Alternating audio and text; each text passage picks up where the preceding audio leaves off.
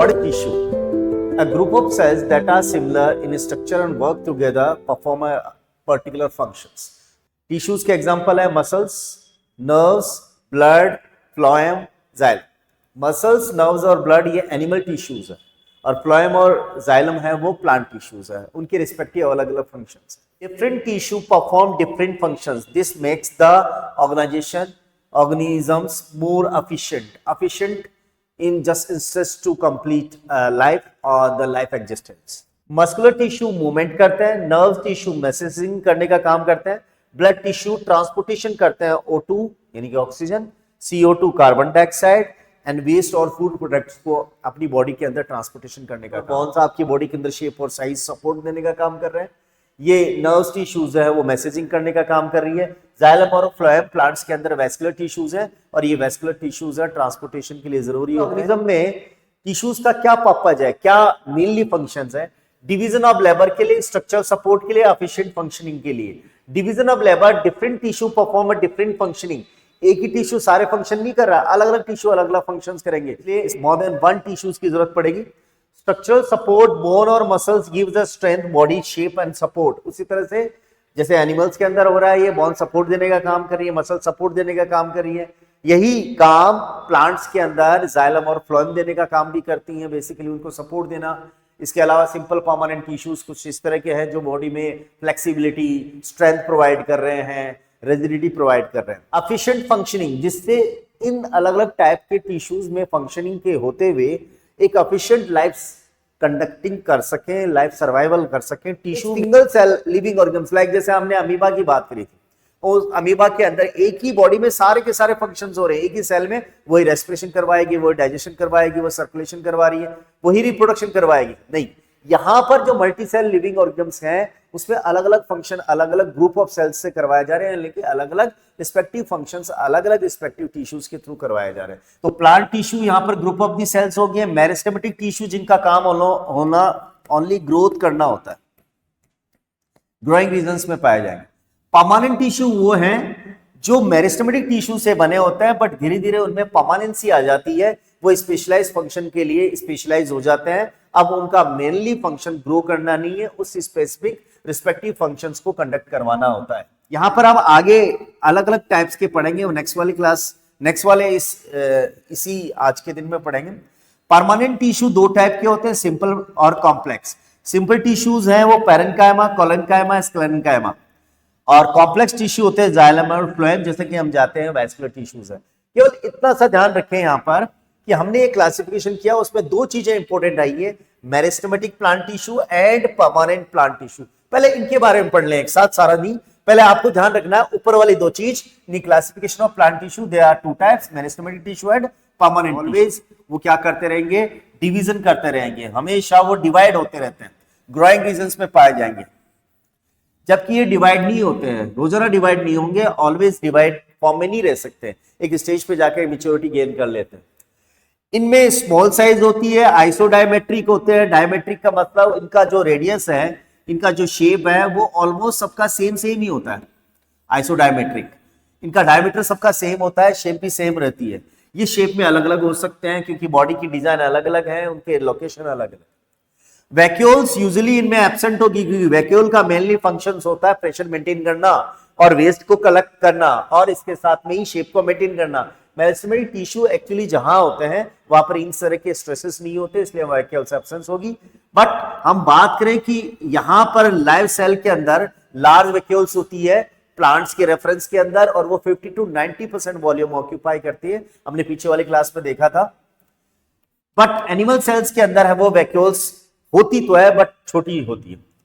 No intercellular spaces, दो sales के बीच में कोई स्पेस नहीं होता, कॉम्पैक्टली पैक सेल्स होती हैं. ठीक है, इनकी सेल वॉल पतली होती है, मेरिस्टेमेटिक टिश्यू की रिगार्डिंग बोला पढ़ने. या इंटरसेलुलर स्पेस होगा, बीच बीच में इंटरसेलुलर स्पेस, ये इंटरसेलुलर स्पेस रहेगा. और इंटरसेलुलर स्पेस, यदि इंटरसेलुलर स्पेस इक्वली डिस्ट्रीब्यूटेड है तब तो सेल वॉल थिन रहने वाली है. अदरवाइज उनमें बीच में यदि किसी तरह का कोई थिकनिंग पाई जाएगी जहां पर कॉर्नर्स पे इनकी सेल वॉल मोटी हो जाती है, तो उस रिस्पेक्ट के अंदर यहां पर सेल वॉल कॉर्नर्स पर मोटी रहेंगी, तो इनका इंटरसेलुलर स्पेस भी छोटा रहने जाएगा. डिवाइडिंग करने की कैपेसिटी के अंदर होता है, जो सेल डिवाइड होता रहता है वो ऑलवेज बड़ा न्यूक्लियस वाला होगा, उसकी सेल वॉल बहुत थिन होगी और बेसिकली उनमें साइटोप्लाज्मा बहुत ही ज्यादा एक्टिव फॉर्म में होगा, इंटरसेलुलर स्पेस वैक्यूल्स इसमें एब्सेंट रहने वाली है। ये all types of plant growth के लिए रेस्पॉन्सिबल है। ग्रोथ लेंथ में करना हो, यदि प्लांट है वो की ग्रोथ यदि विड्थ में करनी हो, रिंग फॉर्म में करनी हो, या रीग्रोथ वापस से करना हो, तो मेनली कौन से टिश्यूज की जरूरत पड़ेगी? मेरिस्टेमेटिक प्लांट टिश्यूज की जरूरत पड़ने वाली है। जब लेंथ में ग्रो करती है तो हाइट बढ़ती है रूट और स्टेम की। जैसे यहां पर हम बात करें, ये एक स्टेम वाला हिस्सा है, स्टेम वाले हिस्से के अंदर यदि ये मेरिस्टेमेटिक टिश्यू ग्रो करते हैं तो जो ये सेल्स यहां ग्रो करेंगी वो इसकी लेंथ में इंप्रूव करेगी, हाइट बढ़ाएगी। उसी तरह से रूट जो नीचे वाला हिस्सा है, जमीन से नीचे जो होता है प्लांट का, यदि वहां पर यदि डिवाइडिंग सेल्स मेरिस्टेमेटिक है तो ये रूट की लेंथ में ग्रो करवाएगी नीचे की साइड में, ठीक है। इसके अलावा यदि बीच में यहां पर बिल्कुल लेटरल टाइप ऑफ मेरिस्टेम है तो वो इनकी इस तरह से चौड़ाई में बढ़ाएंगे, गर्थ के अंदर बढ़ाएंगे, थिकनेस बढ़ने वाली है। यदि थिकनेस की इसकी बात करें तो ये थिकनेस इस तरह से बढ़ सकती है इस स्टेम वाला पोर्शन के अंदर, ये स्टेम वाले पोर्शन में बढ़ सकता है, स्टेम के ऊपर वाला हिस्सा और रूट वाले हिस्सा। कई बार क्या होता है, मेरिस्टेम पुरानी होकर के परमानेंट टिश्यू बना देती है, उन परमानेंट टिश्यू में कुछ सेल्स है वो रिचार्ज और रीएक्टिव होकर के वापस मेरिस्टेमेटिक हो जाते हैं। उस कंडीशन में उन मेरिस्टेमेटिक टिश्यूज को बोलते हैं सेकेंडरी मेरिस्टेमेटिक टिश्यू। आगे हम बात करने वाले हैं सेकेंडरी मेरिस्टेमेटिक टिश्यू, और इसी वजह से सेकेंडरी मेरिस्टेमेटिक टिश्यूज यहां पर इस स्टेम इस रूट की विड्थ में ग्रो करते हैं। 3 टाइप के मेरिस्टेमेटिक टिश्यूज हैं। एक जो टिप पे होते हैं वो एपिकल मेरिस्टेम है, जो रूट के टिप पे होते हैं वो भी एपिकल मेरिस्टेम है। इस तरह की मेरिस्टेम्स, तो पहला टाइप हो गया बेटा एपिकल मेरिस्टेम। ये एपिकल मेरिस्टेम प्लांट में ग्रो करवाती है लेंथ के अंदर। इंटरकैलरी मेरिस्टेम्स, इंटरकैलरी मेरिस्टेम में देखिए बेटा ये लीफ वाला हिस्सा है, इस लीफ वाले हिस्से के अंदर खास तरह का जॉइंट है जहां पर ये लीव्स हैं वो ओरिजिनेट करती है। तो ये लीफ बेस वाले हिस्से को हम बोलते हैं यहां पर node.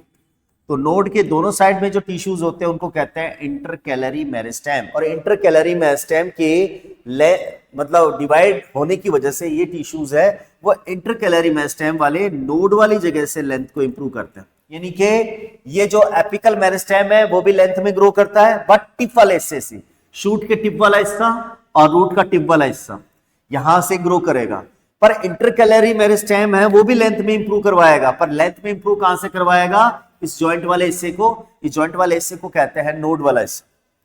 Lateral meristem, lateral meristem इस जब पुराना स्टेम हो जाता है तो उसके अंदर की साइड खास तरह के कुछ टिश्यूज होते हैं। सेक्शन में काट के देखें अपन, जैसे ये पुराना टिश्यू है, इस पुराने टिश्यूज के अंदर यहां पर खास तरह की ये लेटरल मेरिस्टेम एक्टिवेट हो जाएंगी।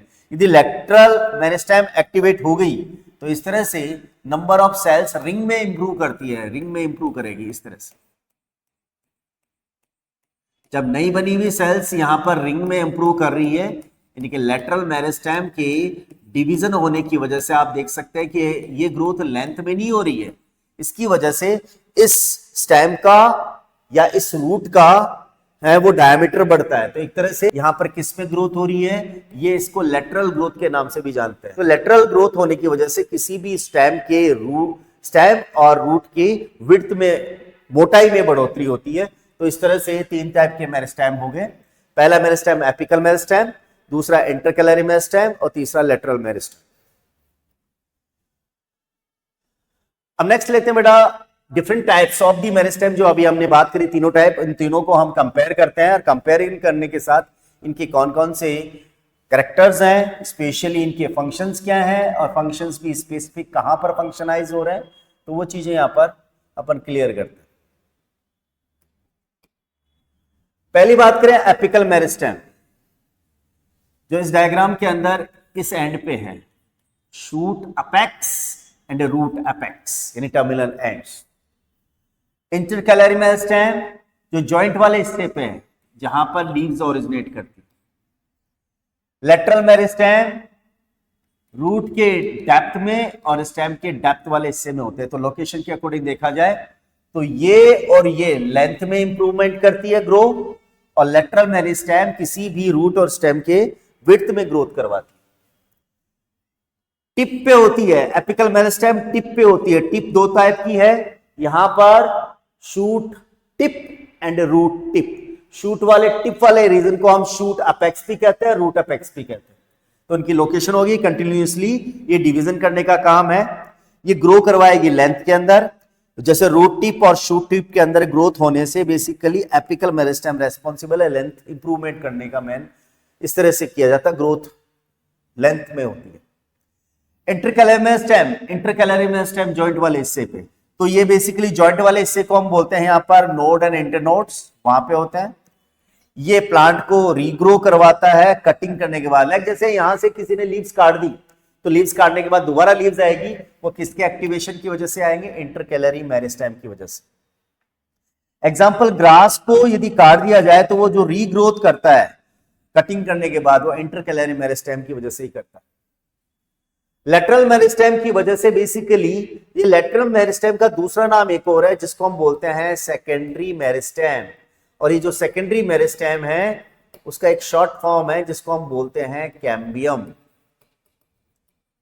ये सेकेंडरी मेरिस्टेम दोबारा से जब बनती है, जब लेंथ में प्रॉपर ग्रोथ हो चुकी होती है, उसके बाद उसको विड्थ में ग्रो करना होता है।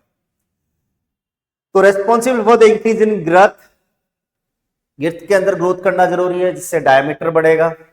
डाइकोट प्लांट्स में स्पेशली होती है, मोनोकोट प्लांट्स में नहीं होगी। मोनोकोट प्लांट्स में कौन कौन से आते हैं? जैसे राइस है, व्हीट है। डाइकोट्स प्लांट्स में कौन सा आएंगे? जैसे ग्राम है, मटर है, ग्राउंडनट्स है। Cells are arrange in rings, ये रिंग में होंगी सारी की सारी सेल्स। ये रिंग्स में अभी बात करी थी अपन ने। ये डेप्थ के अंदर, स्टेम और रूट के अंदर रिंग में होती है, तो रिंग में ग्रो करेगी तो बाहर की साइड नई सेल्स बनेगी, और जो नई सेल बनेगी वो इस स्टेम और रूट की विड्थ को बढ़ाएगी, यानी कि गर्थ को बढ़ाएगी, मोटाई को बढ़ाएगी। ये नई सेल जो बना रही है वो बाहर की साइड बना रही है, जिससे सेंटर तो एक ही है पर उस सेंटर के चारों तरफ नंबर ऑफ सेल इंप्रूव करती रहती है। जब नंबर ऑफ सेल बढ़ेगी तो चौड़ाई बढ़ेगी, मोटाई बढ़ेगी रूट और स्टेम। नोड क्या है? आपने शुगर केन देखा होगा, सबसे बेस्ट एग्जांपल तो शुगर केन का ही समझ सकते हैं यहां पर अपन। शुगर केन में क्या है देखिए, अपन देखते हैं यहां पर, ये शुगर केन का डायग्राम यहां बनाता है शुगर केन। ये शुगर केन, शुगर केन का जमीन से ऊपर वाला हिस्सा शूट कहलाता है। इस पर इस तरह की लीव्स होती हैं। लीव जिस जॉइंट पे लगी हुई है, लीव जिस जॉइंट पे लगी हुई है उनको बोलते हैं बेटा जी नोड। तो इस हिसाब से ये भी नोड हो गया, ये भी नोड हो गया, ये भी नोड हो गया, ये भी नोड हो गया। बट नोड के बीच में जो डिस्टेंस है उसको बोलते हैं इंटरनोड। तो नोड और इंटरनोड पर इंटरकैलरी मेरिस्टेम एक्टिव होकर के उस नोड और इंटरनोड वाली जगह पर लेंथ इंप्रूव करने का काम करती है। तो नोड क्या है? पॉइंट वेयर ब्रांचेस और लीव्स आर अराइज, यहां से। Internodes, the length between the two nodes, respective two nodes के बीच की जो लेंथ है उसको हम इंटरनोड कहेंगे। तो नोड और इंटरनोड पे कौन सी सेल्स हैं, कौन सी मेरिस्टेम एक्टिव रहती है? Intercalary meristems. ये इंटरकैलरी मेरिस्टेम यहां पर फंक्शनाइज होती है। उसके बाद बात करें अपन नेक्स्ट वाला टाइप्स ऑफ मेरिस्टेम में भी बात करी अपन ने। एपिकल, लेटरल और इंटरकैलरी, ये रिस्पेक्टिव फंक्शन कर रही है। एपिकल लेंथ में ग्रो करती है, इंटरकैलरी भी लेंथ में ग्रो करती है, नोड और इंटरनोड वाली जगह पे करती है। और लेटरल मेरिस्टेम्स हैं वो रिंग के अंदर ग्रो करती है, रूट और शूट की विड्थ में, मोटाई में ग्रो करने के लिए। मेरिस्टेमेटिक टिश्यूज के अंदर कुछ आइडेंटिकल फीचर्स है, उन आइडेंटिकल फीचर्स को देख के बता सकते हैं कि इस तरह के टिश्यू क्यों ग्रो कर रहे हैं। हमेशा ग्रो करने के लिए किसी भी सेल के अंदर ग्रो करने के लिए उसमें साइटोप्लाज्मा कंडेंस्ड होना चाहिए। कंडेंस्ड साइटोप्लाज्मा होगा तो उसके अंदर एनर्जी ज्यादा रहेगी और वो डिवीजन करने के लिए ऑलवेज एक्टिव रहने वाला है। दो रिस्पेक्टिव सेल्स के बीच में केमिकल कोऑर्डिनेशन ज्यादा रहना चाहिए, दोनों के प्रोटोप्लाज्मा जुड़े होने चाहिए। इसके लिए दोनों की सेल वॉल, यानी सभी टिश्यूज की सेल वॉल पतली होनी जरूरी है। जो पतली सेल वॉल है वो काय की बनी रहेगी? सेल्यूलोज की। इस तरह से दो रिस्पेक्टिव सेल्स जो आपस में मेरिस्टेमेटिक सेल्स है वो केमिकली कोऑर्डिनेटेड रहती है, आसपास में किसी भी तरह के मटेरियल्स की एक्सचेंज की जरूरत पड़े तो। न्यूक्लियस इसका बड़ा रहने वाला है, क्यों रहने वाला बड़ा, जिससे ये एक्टिव होकर के ज्यादा सेल डिवीजन कर सके। सेल्स में किसी भी तरह का इन बिटवीन स्पेस नहीं होता है, तो इस टिश्यूज को हम अली के नाम से जान सकते हैं। ए फॉर एपिकल मेरिस्टेम जो ग्रोथ करवाता है लेंथ में, एल फॉर लेटरल मेरिस्टेम जो ग्रोथ करवाता है लेंथ में, बट ये कौन सी जगह पर करवाएगा, ये लेटरल मेरिस्टेम है, वो लेटरल मेरिस्टेम लेंथ में ग्रो नहीं करवाएगा, ये करवाएगा विड्थ में, और विड्थ में करवाने की वजह से उसकी चौड़ाई बढ़ती है रूट और स्टेम। इंटरकैलेमर स्टेम्स हैं वो ये लेंथ में ग्रो करवाएगा, पर कौन सी जगह ग्रो करवाएगा, ये करवाएगा नोड और इंटरनोड वाली जगह पर। एक वो जो शूट के टर्मिनल एंड पर है, एक वो जो रूट के टर्मिनल एंड पर है।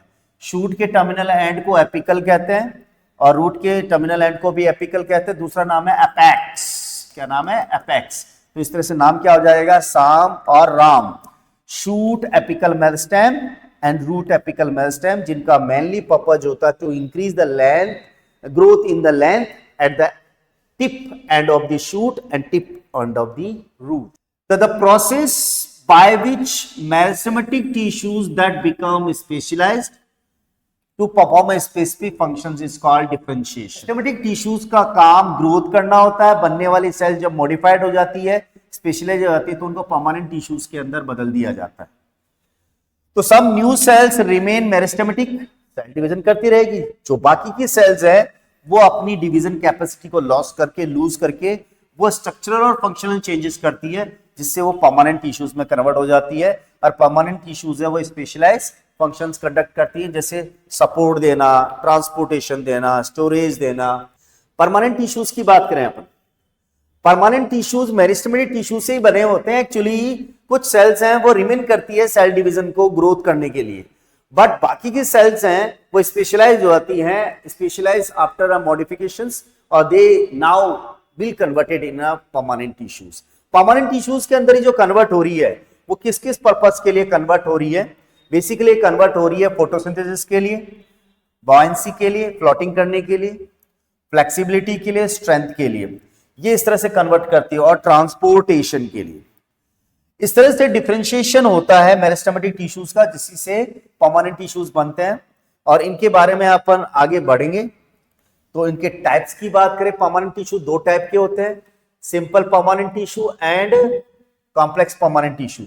सिंपल परमानेंट टिश्यू एक ही टाइप के सेल से मिले होते हैं, because they are made up of one type of the cells, the group of the same kind of functions, one type of the group. More than one type of group जो cells के हैं वो complex tissues बनाते हैं। तो simple और permanent tissues, permanent tissues में simple और कॉम्प्लेक्स दो अलग अलग टाइप के टिश्यूज हो गए। इस डायग्राम के अकॉर्डिंग देखा जाए, इस डायग्राम के अकॉर्डिंग देखा जाए तो डायग्राम में बाहर की साइड एपिडर्मिस होती है। इस एपिडर्मिस के अंदर आपने देखा होगा रूट पर रूट हेयर्स होते हैं, स्टेम पे स्टेम हेयर्स होते हैं, लीव्स के अंदर होते हैं स्टोमेटा, क्यूटिकल। ये सब कुछ पार्ट प्रोटेक्शन के लिए जरूरी होते हैं। साथ में जैसे रूट हेयर वाटर एब्जॉर्प्शन के लिए जरूरी है, क्यूटिकल है वो वैक्सी कोट होती है जो लीव्स में ही हो सकती है, स्टेम में हो सकती है, क्योंकि ये एरियल पार्ट है, इसको खतरा है पानी से, हीट से, बट कभी भी ये रूट पे नहीं हो सकती ये cuticle. Stem hairs protection provide करते हैं किसी भी स्टेम को। स्टोमेटा है वो गैसेस एक्सचेंज के साथ ट्रांसपिरेशन प्रोवाइड करते हैं। दूसरे परमानेंट टिश्यूज है सपोर्टिंग टिश्यू, जिनको हम सिंपल परमानेंट टिश्यूज कहते हैं। सिंपल परमानेंट टिश्यूज के अंदर पैरेन्काइमा, कोलेन्काइमा, स्क्लेरेन्काइमा, और कॉम्प्लेक्स परमानेंट टिश्यूज के अंदर आते हैं जाइलम और फ्लोएम। इन दोनों को हम वैस्कुलर टिश्यूज के नाम से भी जानते हैं। ये वैस्कुलर टिश्यूज ट्रांसपोर्टेशन करवाते हैं, जिनमें जाइलम है वो वाटर और मिनरल्स को ट्रांसपोर्टेशन करवाता है, और फ्लोएम है वो फूड का ट्रांसपोर्टेशन करवाने के लिए एपिडर्मिस, एपिडर्मिस सबसे बाहर की तरफ है, देखिए आप, ये सबसे बाहर की तरफ, ये बाहर की तरफ है, तो मेनली ये रूट में भी होगी, ये स्टेम पे भी होगी, ये लीव्स पे भी होगी।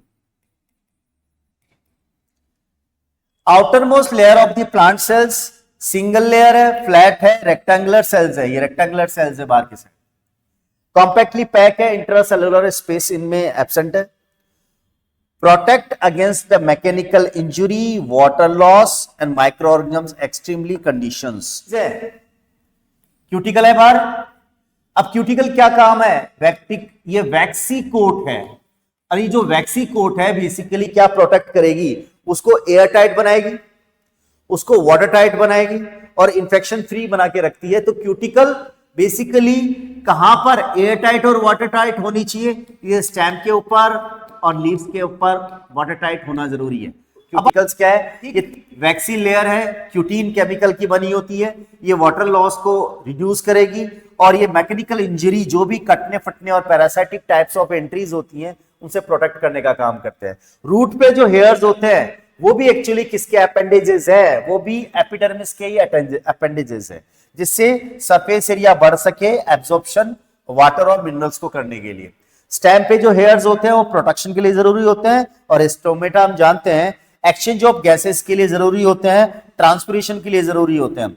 O2 और CO2 के एक्सचेंज के लिए स्टोमेटा और ट्रांसपिरेशन के लिए भी स्टोमेटा। क्या है? वाटर लॉस होता है वेपर की फॉर्म में, जिससे लीव की सरफेस को कूल डाउन करा जा सके, टेम्परेचर रेगुलेशन करा जा सके। ट्रांसपिरेशन क्या है?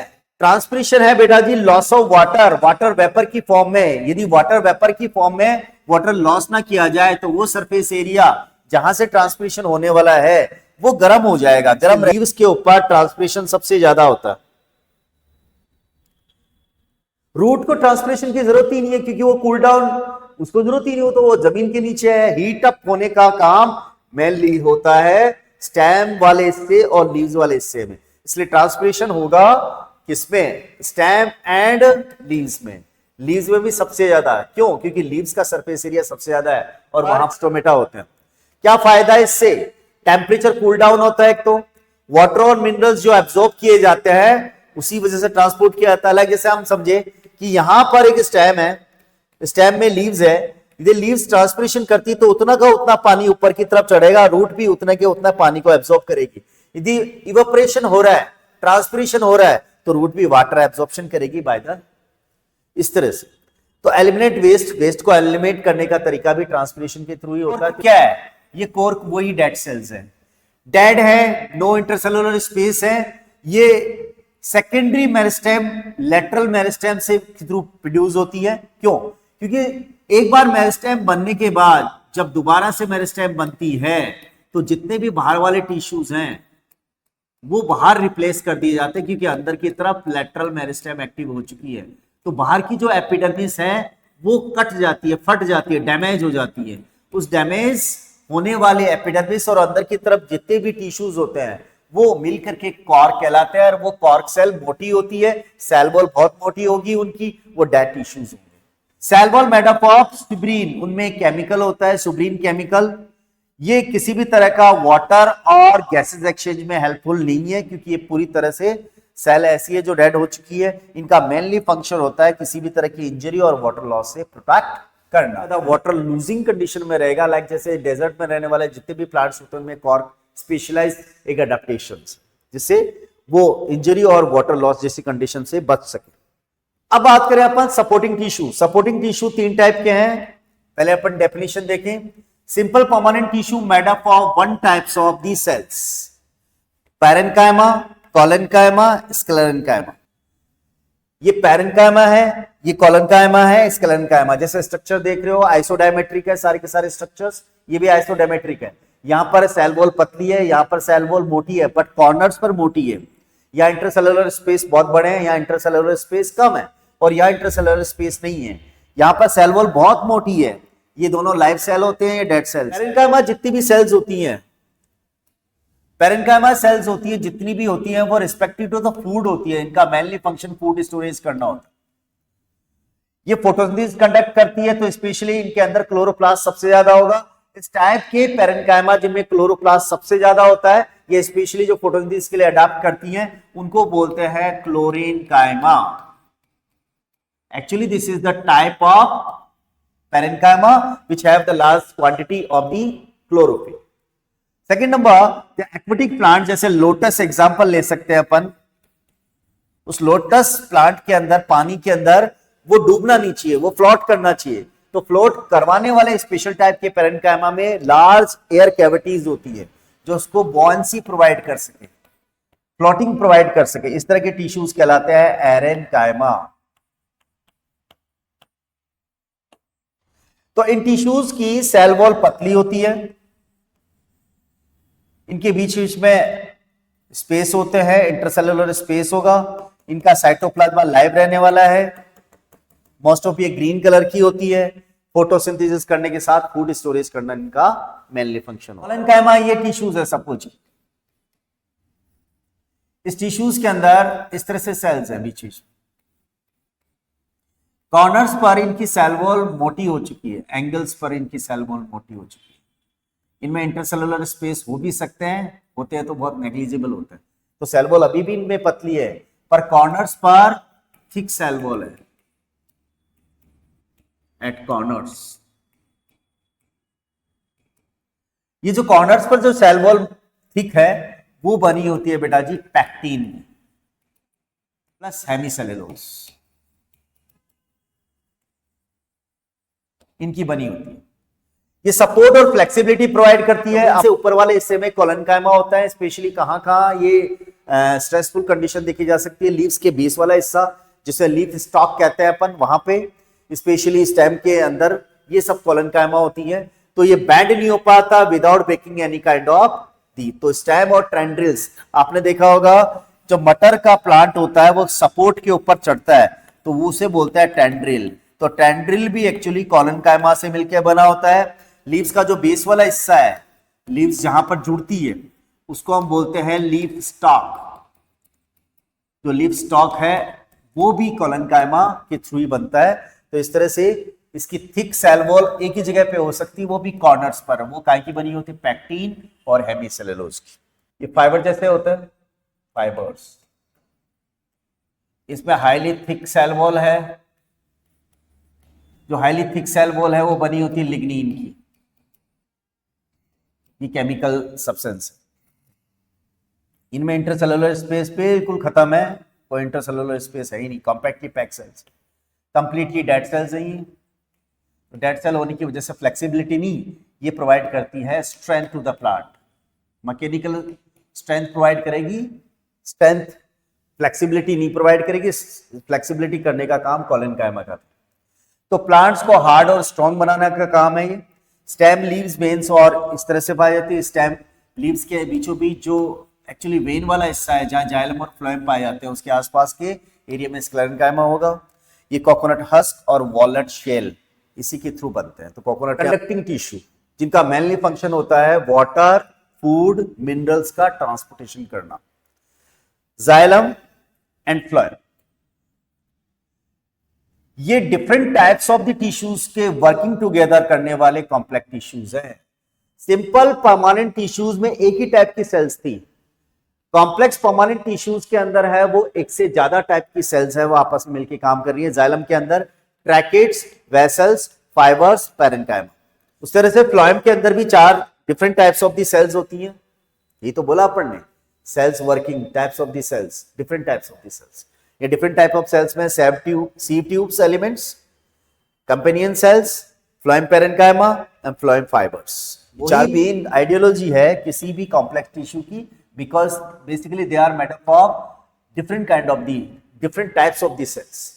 Xylem fibers dead tissues हैं, tracheids भी dead tissues हैं, vessels भी dead tissues। यहां पर हम डिफरेंस की बात करें, इनके टिश्यूज में क्या स्पेशली डिफरेंस होता है देख लो। वेसल्स है वो है जो पाइप जैसी है और जिनके ओपनिंग्स बहुत ब्रॉड है। और ट्रैकिड्स क्या है? ट्रैकिड्स का लास्ट एंड्स हैं वो थोड़े से पॉइंट शेप है। हालांकि दोनों ही ट्यूब जैसे स्ट्रक्चर्स हैं, कंपैरेटिवली इनके शेप और साइज और डायमीटर में डिफरेंस है। वेसल्स हैं वो ज्यादा वाइड होती है और इनके जो टर्मिनल एंड्स हैं वो वाइडर टू वाइडर जोड़ करके पूरा का पूरा क्या बनाती है? वेसल्स एक ट्यूब जैसा स्ट्रक्चर बनाती है। ट्रैकिड्स कॉर्नर्स पर टर्मिनल एंड्स इनके पॉइंटेड होते हैं, तो पॉइंटेड टू पॉइंटेड मिलकर के यहां पर पॉइंट जैसा स्ट्रक्चर बना रही है, ट्यूब जैसा स्ट्रक्चर बना रही है। तो वेसल्स और ट्रैकेट्स दोनों एक तरह की डक्टिंग सिस्टम्स हैं। अब इन डक्टिंग सिस्टम को जाइलम पैरेन्काइमा फूड प्रोवाइड करती है, क्योंकि जाइलम पैरेन्काइमा का मेनली फंक्शन होता है फूड स्टोरेज करना, तो फूड प्रोवाइड करने का काम करती है। क्योंकि ट्रैकेट्स और वेसल्स दोनों के दोनों डेड टिश्यूज हैं। जाइलम फाइबर्स है वो स्ट्रेंथ प्रोवाइड करती है। इतना हैवी जाइलम और इतना हैवी जो जाइलम है वो बहुत ज्यादा पानी लेके ऊपर की तरफ जाता है, इस पे कई वजनी पानी हो जाता है, कई किलोग्राम भारी वाटर हो जाता है, उसको एक फ्लेक्सिबिलिटी के साथ स्ट्रेंथ प्रोवाइड करने का काम जाइलम फाइबर्स देते हैं। तो ट्रैकिड्स और वेसल्स ये ट्यूबुलर स्ट्रक्चर है, थिक वॉल्ड बने होते हैं, ये स्क्लेरेनकाइमेटस है, ठीक है। जाइलम पेरेन्काइमा है वो लिविंग कंपोनेंट्स हैं जो स्टोरेज करने का काम करेगी, स्पेशली ट्रैकिड्स और वेसल्स को एनर्जी देने का काम कर रही है, फूड स्टोरेज करने का काम कर रही है। ये ट्रांसपोर्टेशन वाटर और मिनरल्स को ट्रांसपोर्ट करती है रूट से प्लांट्स की तरफ एक ही डायरेक्शन में, इसलिए इसको unidirectional upward movement of the water और मिनरल्स कहते हैं, ट्रांसपोर्टेशन कहते हैं। एक्स्ट्रा फंक्शन होता है, ये प्लांट बॉडी को स्ट्रेंथ प्रोवाइड करती है, स्टेम वाले रूट वाले पोर्शन को स्ट्रेंथ प्रोवाइड करेगी, लीव्स वाले पोर्शन को स्ट्रेंथ प्रोवाइड करेगी। तो जाइलम बेसिकली उसी चीज के लिए रिस्पेक्ट करता है। बात करें यहां पर फ्लोएम की, फ्लोएम दूसरा टाइप ऑफ वैस्कुलर टिश्यूज है जिसका मेनली फंक्शन होता है ट्रांसपोर्टेशन ऑफ फूड, फूड का ट्रांसपोर्टेशन करना। ये फूड को ट्रांसपोर्ट कर रहा है। इसके कंपोनेंट्स की बात करें बेटा, इस कंपोनेंट्स के अंदर देखें अपन, फ्लोएम पेरेन्काइमा ये फूड को स्टोरेज करने का काम करेगा। यहां पर सीव ट्यूब्स स्पेशल टाइप की ऐसी लाइव सेल है जिनमें न्यूक्लियस नहीं है, ठीक है। Sieve pores in between the two sieve tubes के अंदर कनेक्शंस है, कैंपेनियन सेल्स आ गई, इसके अलावा आ गया फ्लोएम कैरमा और बीच में होते हैं इसके अंदर फ्लोएम फाइबर्स, फ्लोएम फाइबर्स। तो फ्लोएम फाइबर्स स्ट्रेंथ प्रोवाइड करेगा। फ्लोएम पेरेन्काइमा है वो फूड स्टोरेज करके अवेलेबल करवाएगा। कंपेनियन सेल्स इन सीव ट्यूब्स को सारे के सारे जो इनके प्रोटोप्लाज्मिक फंक्शंस हैं उनको कंट्रोल करवाने का काम करता है। सीव ट्यूब्स के पास में प्रोटोप्लाज्मा है, लाइव सेल है, बट इसके अंदर न्यूक्लियस नहीं है। उस न्यूक्लियस की एब्सेंसी में जो सारे फंक्शंस इसके हेल्पर सेल के करवाए जाते हैं उसे कंपेनियन सेल्स कहते हैं। हर एक सीव ट्यूब्स के बगल में एक कंपेनियन सेल जरूर होती है। ये कंपेनियन सेल्स का जो प्रोटोप्लाज्मा है, इसका जो न्यूक्लियस है वो हेल्प करता है in the sieve tube cells के अंदर। एक चीज अपन यहां पर अच्छे से क्लियर करें, एक बार मैं वापस से इसको पीछे क्लासिफिकेशन में लेके चलते हैं अपन। यहां पे समझे बेटा, ये जो सीव ट्यूब्स है, ये जो सीव ट्यूब्स है एलिमेंट, ये लाइव सेल्स है, no nucleus but live cell.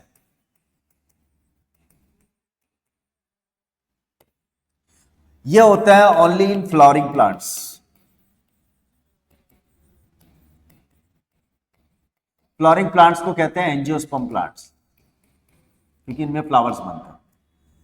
जबकि दूसरा टाइप का जो प्लांट्स होते हैं, दूसरे टाइप के प्लांट्स होते हैं, उनके अंदर भी सीव ट्यूब जैसी स्ट्रक्चर होती है, पर वो सीव सेल्स हैं। इन सीव सेल्स के अंदर होगा न्यूक्लियस, होगा इसमें, और प्रोटोप्लाज्मा भी होगा, ये भी लाइव सेल है। पर ये किस में होती है? ओनली इन जिम्नोस्पर्म प्लांट्स। जिम्नोस्पर्म प्लांट्स, जो जिम्नोस्पर्म प्लांट्स हैं उनके अंदर होगा ये जिम्नोस्पर्म प्लांट्स के अंदर होगा, ठीक है। तो जिम्नोस्पर्म प्लांट्स के अंदर उनको कहते हैं जिनके अंदर सीड है, कवर्ड नहीं रहते, इनको नो फ्लावरिंग प्लांट्स कहते हैं। तो जिम्नोस्पर्म प्लांट्स के अंदर सीड सेल्स होती हैं, लाइव सेल्स होती हैं, उनमें किसी भी कंपेनियन सेल्स की जरूरत ही नहीं है, नो कंपेनियन सेल्स। यहां पर नो कंपेनियन सेल्स। तो सीव सेल्स जो जिम्नोस्पर्म्स में होती है उनको हेल्प करने की जरूरत ही नहीं है, वहां नो कंपेनियन सेल्स एब्सेंट होगी।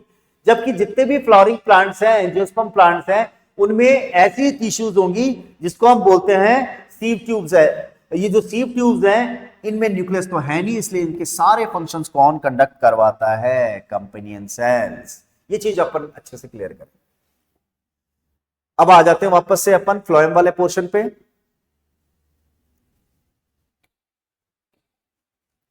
इस फ्लोएम वाले पोर्शन के अंदर कंपेनियन सेल्स ही रेगुलेट करती है सीव सेल्स के सारे functions. Companion cells regulate the sieve tube's functions, monitoring, loading, unloading sugars, energy production. Phloem fibres है वो स्ट्रेंथ प्रोवाइड करती क्योंकि इनका काम होता है स्क्लेरेनकाइमेटस प्रोवाइड करना, स्क्लेरेनकाइमा टाइप्स होते हैं। ट्रांसपोर्टेशन ऑफ फूड लीव्स से लेकर के प्लांट और प्लांट के डिफरेंट पार्ट्स तक, तो बाई डायरेक्शनल हो गया, अपवर्ड और डाउनवर्ड दोनों टाइप का मूवमेंट पाया जाता है। एक्स्ट्रा फंक्शंस, ये फूड को स्टोर भी करेगा, रेजिन और टेनिन और लेटेक्स इन सबको स्टोर करना मेनली इनके फंक्शंस। तो प्लांट टिश्यू सिस्टम, जितने भी टिश्यूज पड़े हैं उनको हम अब कैटेगराइज कर ले as per their location, as per their position. जो सबसे बाहर की तरफ है उनको कहते हैं एपिडर्मल टिश्यू, जो सबसे बाहर की तरफ है उनको बोलते हैं एपिडर्मल टिश्यू, ये एपिडर्मल टिश्यू। जो जाइलम और फ्लोएम वाले सेक्शन के अंदर है उनको कहते हैं वैस्कुलर टिश्यू, ये वैस्कुलर टिश्यू। और इनके अलावा जितने बच के जिनका काम है फूड स्टोरेज करना, फोटोसिंथेसिस करना, बुआयंसी प्रोवाइड करना, स्टोरेज करना, उनको ग्राउंड टिश्यूज के नाम से जानते हैं। डर्मल टिश्यूज के अंदर एपिडर्मिस आते हैं, जिसमें हमने पढ़ा था cuticle, root hairs, stem hairs और गार्ड सेल्स। और ग्राउंड टिश्यूज के अंदर पेरेन्काइमा, कोलेनकाइमा, स्क्लेरेनकाइमा, क्योंकि मेनली इनका फंक्शंस रिगार्डिंग कर रहा है। पेरेन्काइमा फूड स्टोरेज करने के साथ फोटोसिंथेसिस और बुआयंसी प्रोवाइड करता है, कोलेनकाइमा फूड स्टोरेज करेगा, स्पेशली फ्लेक्सिबिलिटी प्रोवाइड करते हुए, स्क्लेरेनकाइमा स्ट्रेंथ प्रोवाइड करेगा, रिजिडिटी और स्ट्रेंथ प्रोवाइड करने के लिए। ये मोस्ट ऑफ बॉडी पार्ट्स बनाते हैं। और वैस्कुलर टिश्यूज में जाइलम और phloem conduction of water and food का ट्रांसपोर्टेशन करता है। तो इस हिसाब से यहाँ पे देख सकते हैं अपन, ये वाला हिस्सा जाइलम और फ्लोएम वाला है, इसलिए इसको हम बोलते हैं यहाँ पर वैस्कुलर टिश्यूज। ये वैस्कुलर टिश्यूज हो गए, वैस्कुलर टिश्यूज। बाहर वाला आ गया एपिडर्मल टिश्यू, और बीच में जितना हिस्सा है यहां से लेके यहां तक का और यहां से लेके यहां तक का, ये आ गया ग्राउंड टिश्यू। ग्राउंड, ये सब इनके पार्ट्स हो गए। तो प्लांट में जितने भी टिश्यूज हैं वो कोऑर्डिनेट करते हैं अलग अलग तरीके से, कोऑर्डिनेशन के साथ फंक्शन करने के लिए उसको हम टिश्यू सिस्टम के नाम से जानते हैं। एंड फाइनली अलग अलग पोर्शंस के अंदर यदि हम टिश्यू सिस्टम की बात करें, अलग अलग पार्ट्स के अंदर बात करें अपन, तो जमीन से ऊपर वाला हिस्सा शूट है, जमीन से नीचे वाला हिस्सा रूट है।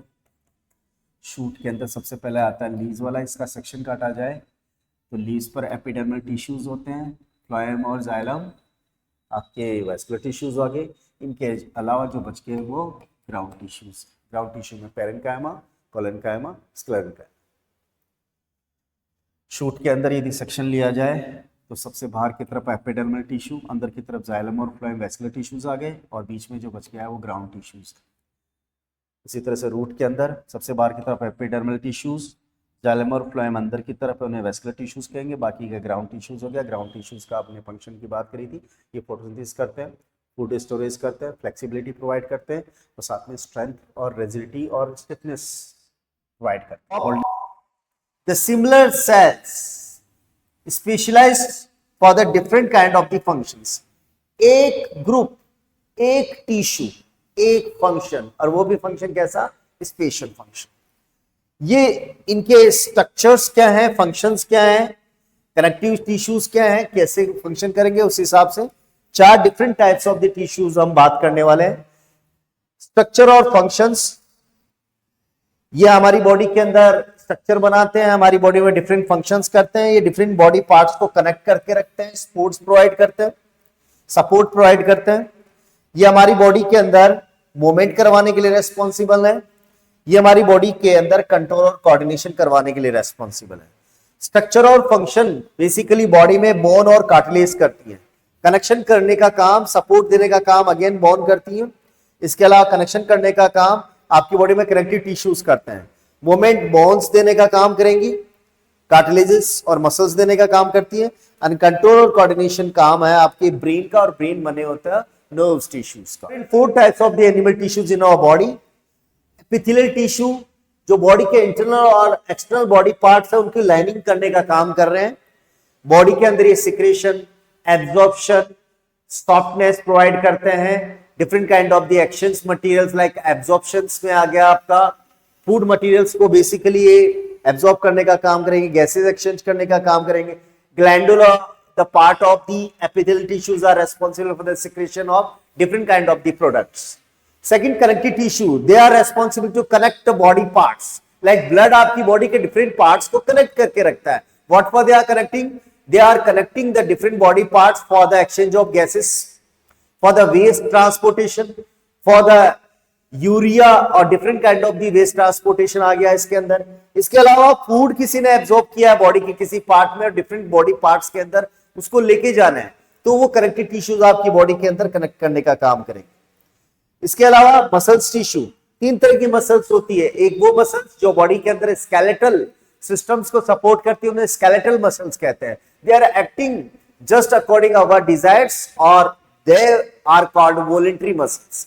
जैसे आपकी हाथ और पैरों के आसपास में जो मसल्स होती हैं वो स्केलेटरी मसल्स है, they giving support to our skeleton और bones. Second types of the smooth muscles, they are present in our involuntary organs. आपकी इनवॉलंटरी ऑर्गन कौन कौन सी हो सकती हैं? जैसे किडनी है, यूटेरस है, यूरिनरी ब्लैडर है, आई मसल्स हैं। These are all not acting according our desire, that's why they call involuntary muscles और they also call smooth muscles. Cardiac muscles, cardiac term use की जाती है किसके रिगार्डिंग? कार्डियक टर्म यूज की जाती है बेटा जी हार्ट के रिगार्डिंग। सो हार्ट में जो यूनी और identical types of the muscles है, they are responsible for the contraction और relaxation for the heart beat in a heart. Nerves tissue, body के सबसे लंबे टिश्यू हैं। ये बॉडी के लंबे टिश्यूज एक्सटर्नल एटमॉस्फेयर और इंटरनल एटमॉस्फेयर को कनेक्शंस और मैसेजिंग करने का काम करते हैं। ट्रांसमिशन ऑफ मैसेज, जिन्हें हम नर्व मसल्स कहते हैं, उनको बॉडी के अंदर स्प्रेड करने का फंक्शन करेंगे। तो they are different kind of the muscles, sorry these are called the different kind of the tissues are present in animals. Especially animals के अंदर हम बात करें तो ह्यूमन बीइंग्स के अंदर रिस्पेक्ट इसका ले एपिथेलियल टिश्यू ले रहे हैं। एपिथेलियल टिश्यूज आपकी बॉडी के अंदर है, वो क्या फंक्शन करेगी? एपिथेलियल टिश्यूज आपकी बॉडी के अंदर लाइनिंग बनाने का काम कर रही है। लाइनिंग कैसे बनाएगी? जैसे हम बात कर सकते हैं लाइनिंग कैसे बनाएगी? Forms the outer covering of the body, जैसे स्किन कर रही है, ये इंटरनल ऑर्गन्स की लाइनिंग भी बनाने का काम करती है। इसमें जो सेल्स होती हैं वो क्लोजली पैक रहती है। क्लोजली पैक का मतलब इसमें जो सेल्स होती हैं बिना किसी गैप के रहती हैं, बीच में बिल्कुल गैप नहीं होता, होते तो बहुत कम गैप होता है, लिटिल स्पेस। ये जर्म एंट्रीज को प्रिवेंट करेगी, किसी तरह के इन्फेक्टरी एजेंट को नहीं आने देंगे, लाइक जैसे फंगस, बैक्टीरिया, इस तरह के नहीं आ पाएंगे। रिड्यूस वाटर लूजेस और लॉसेस एट द एब्जॉर्प्शन और सिक्रेशन। यदि ये ग्लैंडुलर पार्ट है एपिथेलियम टिश्यूज, तो different kind of the secretions पे करती है, जैसे एंजाइम्स है, हार्मोन्स है, सलाइवा है, मिल्क है, ऑयल है, इस तरह के। उसी तरह से जैसे बाइल जूस आ गया आपकी बॉडी में, तो different kind of these epithelial tissues are responsible for the secretions. Alimentary canal के अंदर आपके डाइजेशन के बाद में एलिमेंट्री कैनाल के अंदर स्मॉल इंटेस्टाइन है, उसी स्मॉल इंटेस्टाइन में फिंगर लाइक प्रोजेक्शंस होते हैं। ये इनर लाइनिंग जो फिंगर लाइक प्रोजेक्शंस होते हैं कौन बनाएगा? एपिथेलियल टिश्यू जो बनाएंगे। डाइजेस्टेड बॉडी, जो डाइजेस्टेड फूड है उसको एब्जॉर्प्शन करने का काम भी यहां पर एपिथेलियल टिश्यूज ही कर। उसके बाद हम डिफरेंट क्लासिफिकेशंस की बात करें, इस डायग्राम के थ्रू आप यहां समझ सकते हैं कि जो आपके लंग्स में है वो भी एपिथेलियल टिश्यू है, लंग्स के अंदर एपिथेलियल टिश्यूज है।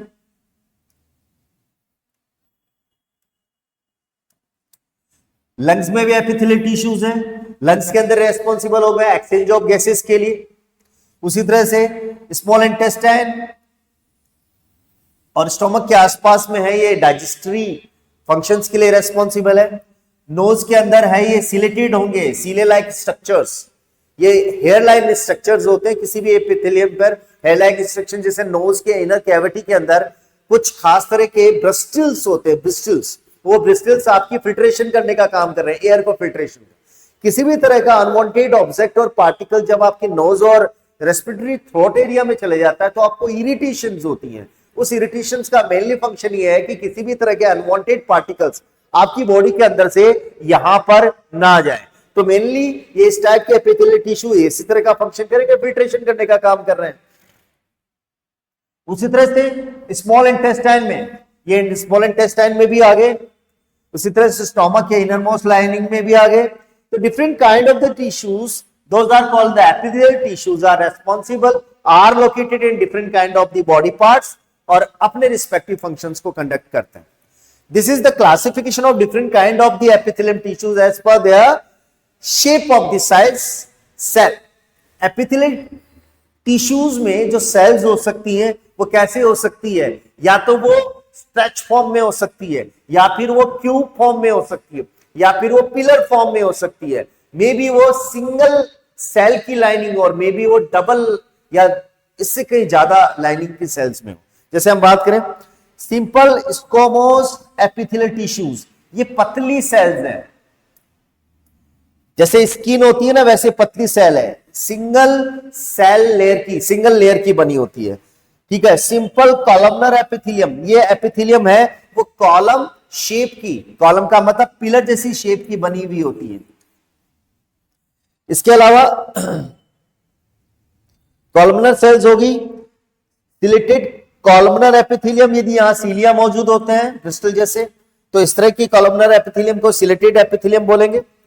उसी तरह से क्यूब शेप की होती है तो क्यूबॉइडल बोलते हैं। यदि सिक्रेशन पे करती है तो उसे ग्लैंडुलर एपिथेलियम कहेंगे। ये सारी की सारी 1 2 3 एंड कॉलमनर 3, ये जो 4 पॉइंट की है, सिंपल वर्ड जहां जहां आ रहा है मतलब वो सिंगल लेयर की है, बट जहां पर स्ट्रैटिफाइड आ रहा है वहां पर मल्टी लेयर वाली होगी। जैसे यहां पर ये मल्टी लेयर है, ये मल्टी लेयर है, ये सिंगल लेयर है, ये सिंगल लेयर है, ये सिंगल लेयर है, ये सिंगल लेयर है। इस तरह से ये जो एपिथेलियम टिश्यूज है या तो बने हो सकते हैं वो सिंगल लेयर के, तो सिंगल लेयर के होते हैं तो इस तरह के एपिथेलियम को कहते हैं सिंपल एपिथेलियम। जैसी उनकी शेप है, यदि वो शेप बिल्कुल थिन शेप वाली है, फ्लैट शेल्स हैं, तो उनको बोलेंगे बेटा जी यहां पर स्क्वामोस, स्क्वामोस। यदि वो क्यूब शेप की है तो उनको बोलेंगे क्यूबॉइडल। यदि वो पिलर शेप की है तो उनको बोलेंगे कॉलमनर, ठीक है। सिंपल बोलने के बाद यदि वहां पर ये मोर देन वन लाइन से मिलके बनी हुई है, मोर देन वन लाइन का मतलब सीधा सा हो गया कि बहुत सारी लाइनिंग थे मिलकर, मल्टी लेयर, मल्टीपल लेयर की बनी हो तो उनको बोलेंगे बेटा जी यहां पर स्ट्रेटिफाइड, स्ट्रेटिफाइड। अब स्ट्रेटिफाइड मल्टी लेयर्स है, मल्टी लेयर्स बेसिकली स्ट्रेटिफाइड हो सकती है। और थर्ड टाइप होता है यदि किसी टाइप का इन तरह का कंबाइंड फॉर्म, सिंगल लेयर का, मल्टीपल लेयर का, या फिर वो थिन शेप है, क्यूब शेप है, कॉलमनर है, या फिर उनमें सीलिया मौजूद है, और वो यदि खास तरह के सिक्रेशंस बनाती है, जैसे वो सलाइवा बना रही है, एंजाइम बना रही है, वैक्स बना रही है, मिल्क बना रही है, हार्मोन बना रही है, तो इस टाइप के एपिथेलियम को कहेंगे ग्लैंडुलर एपिथेलियम। सो यहां पर एक मॉरल ऑफ द फॉर्म ये आती है कि there are the different two types of epithelium tissues. यदि हम दो तरीके से उनको क्लासिफाइड करें, वो सिंगल लेयर के बने हैं तो उनको बोलेंगे सिंपल, यदि वो मल्टी लेयर की बनी है तो उसको बोलेंगे स्ट्रेटिफाइड, यदि वो खास तरह के सिक्रेशंस सिक्रेट कर रही है तो उनको बोलेंगे ग्लैंडुला। ये तो हो गया उनकी लेयर के अकॉर्डिंग और फंक्शन के अकॉर्डिंग।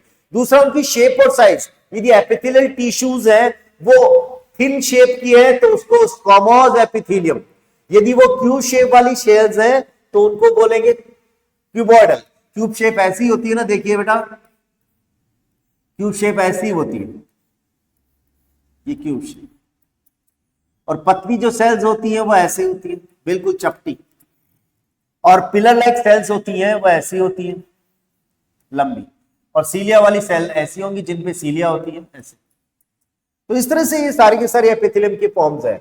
वन बाय वन हम एक एक एपिथेलियम लेते हैं और उनके रिस्पेक्टिव लोकेशन क्या है, फंक्शंस क्या है, ये सब हम यहां पर बात करते हैं। सबसे पहले हम बात करें टाइप्स ऑफ एपिथेलियम रिस्पेक्ट के अंदर, यहां पर क्लासिफिकेशन की बात करें अपन, अभी जैसे हमने बोला था उन सभी चीजों को हम यहां क्लियर करते हैं। epithelial tissues are classified the number of cell layers, single है या मल्टी लेयर है, शेप ऑफ द सेल, वो स्ट्रेच थिन लाइक सेल्स है, क्यूब सेल्स है, सीलिया मौजूद है या फिर पिलर सेल है, उसके अकॉर्डिंग। सिंपल एपिथेलियम क्या बनी होती है? सिंगल लेयर की बनी होती है। इनका single functions layer, single layer हो सकता है तो रैपिड ट्रांसपोर्टेशन करवाने के लिए, फिल्ट्रेशन करवाने के लिए, एब्जॉर्प्शन करवाने के लिए रिस्पॉन्सिबल है। तो सबसे पहले हम बात करें सिंपल एपिथेलियम। सिंपल एपिथेलियम के अंदर स्क्वामोस, यदि वो फ्लैट है, थिन है और स्किन लाइक स्ट्रक्चर, जैसे पतली होती है सेल्स, उस टाइप की। लंग्स के अंदर जो एल्विलाइज होती हैं, हमारी लंग्स हैं वो खास तरह के इस तरह के बलून लाइक स्ट्रक्चर से मिलकर बने होते हैं। इन बलून लाइक स्ट्रक्चर के चारों तरफ होती है ब्लड वेसल्स। इन बलून लाइक स्ट्रक्चर्स में जो लंग्स में आई भी ऑक्सीजन होती है वो इसी में भरी रहती है, और जो ब्लड में कार्बन डाइऑक्साइड होती है वो हला के छोड़ी जाती है। मेनली हम कह सकते हैं कि एक्सचेंज ऑफ गैसेस लंग्स में होता है, पर लंग्स के कौन से हिस्से में होता है? एल्विलाई हिस्से में। यानी एल्विलाई का जो लेयर बना होता है, एल्विलाई की जो दीवारें बनी होती हैं, वो बनी होती है बेटा जी किसका? सिंपल स्क्वामोस टिश्यूज का।